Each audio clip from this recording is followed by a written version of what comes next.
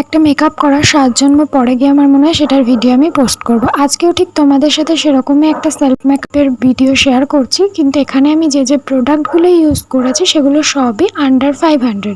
যে কোনো ওয়াইপস তোমরা বাজারে পেয়ে যাবে 60 থেকে 100-র মধ্যে। তারপর আমি এখানে একটা ময়শ্চারাইজার অ্যাপ্লাই করেছি।